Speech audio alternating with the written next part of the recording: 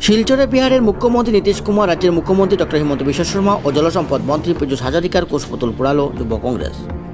বৃহস্পতিবার কাছাড় জেলা যুব কংগ্রেসের কর্মকর্তারা শিলচর ইন্দিরা ভবন থেকে 3 জনের কুশপুতুল নিয়ে এক প্রতিবাদী মিছিল বের করেন। শহরের বিভিন্ন পথ পরিক্রমা করে ব্রাহ্মণবাড়িয়ার পয়েন্টে জমায়েত হয়ে মুখ্যমন্ত্রী ডক্টর হিমন্ত বিশ্ব শর্মা, জলসম্পদ মন্ত্রী পীযূষ হাজারিকা ও বিহারের মুখ্যমন্ত্রী নীতিশ কুমারের কুশপুতুল দাহ করেন। আন্দোলন চলাকালীন পুলিশ বাধা সৃষ্টি করলে প্রতিবাদকারী ও পুলিশের মধ্যে সামান্য ঠেলাধাক্কার পরিস্থিতি সৃষ্টি হলে নিয়ন্ত্রণে থাকে।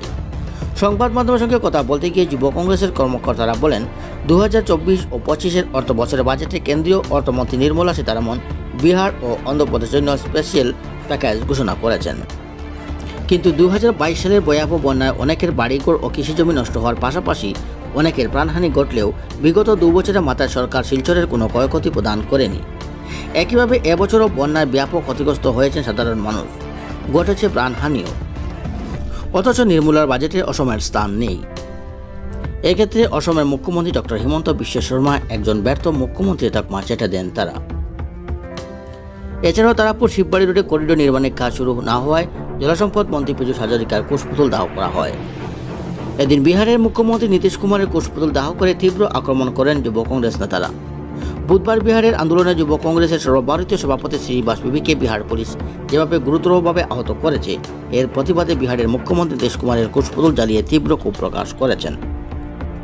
এদিনের প্রতিবাদী কর্মসূচিতে ছিলেন শিলচর যুব কংগ্রেসের সভাপতি রণধীর দেবনাথ, আনসার হোসেন বল্লস্কর, চন্দন মজুমদার সহ দলের অন্যান্য কর্মকর্তারা।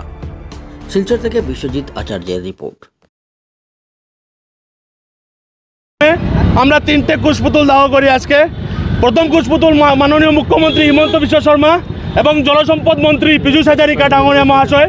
আমরা ওনার কুশপুতুল জ্বালিয়েছি কারণ আমরা দেখেছি বিগত বাজেটে, 2 দিন আগে যে বাজেট হয়েছিল, এই বাজেটে বিহারকে স্পেশাল প্যাকেজ দেওয়া হয়েছে, অন্ধ্রপ্রদেশকে স্পেশাল প্যাকেজ দেওয়া হয়েছে। কিন্তু 2022 সালে ইতিহাসের মধ্যে সবচেয়ে বড় ফ্লাড হয়েছিল এই শিলচর শহরে। এই শিলচর শহরে ফ্লাড হওয়ার পর অনেক মানুষের ঘরবাড়ি নষ্ট হয়, অনেক কিছু লস হয়, মানুষের প্রপার্টি নষ্ট হয়। তখন গভর্নমেন্ট বলেছিলেন যে ওনাদেরকে আর্থিক সাহায্য প্রদান করবে। আজকে 2 বছর চলে যায়।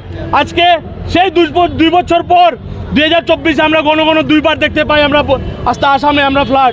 কিন্তু আজকে হিমন্ত বিশ্ব শর্মা জাতির নাম নিয়ে বাঙালি, হিন্দু, মুসলমান নিয়ে রাজনীতি করে থাকেন, কিন্তু সমাজের পক্ষে কোনো ভালো কাজ করতে পারে না। উনি একজন ব্যর্থ প্রধানমন্ত্রী, মুখ্যমন্ত্রী। কেন বলছে এই কথা?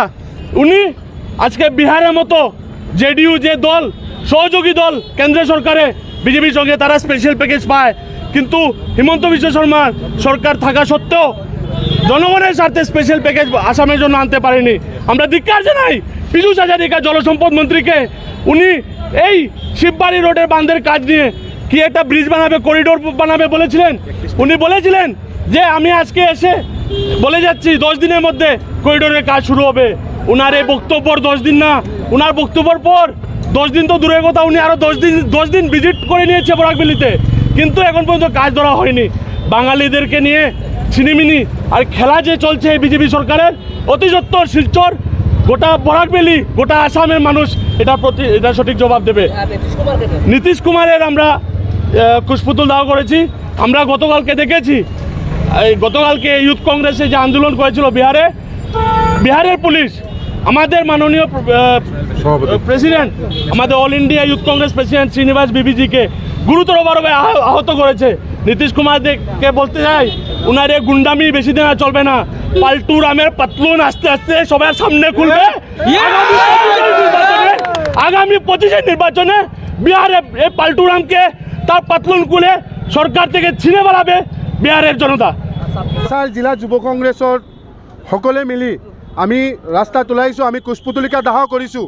সেইটোৰ কাৰণ হ'ল আপোনালোকে দেখা পাইছে, যোৱাকালি আমাৰ নিখিল ভাৰত কংগ্ৰেছ কমিটি, যুৱ কংগ্ৰেছ কমিটিৰ সভাপতি শ্ৰীনিবাস বিবিৰ যেদৰে পুলিচে অমানৱিকভাৱে অত্যাচাৰ কৰিছে, লাঠি চলাইছে, সেই কাৰণে আমি গোটা যুৱ কংগ্ৰেছ আজি ৰাস্তাত ওলাই আহিছোঁ।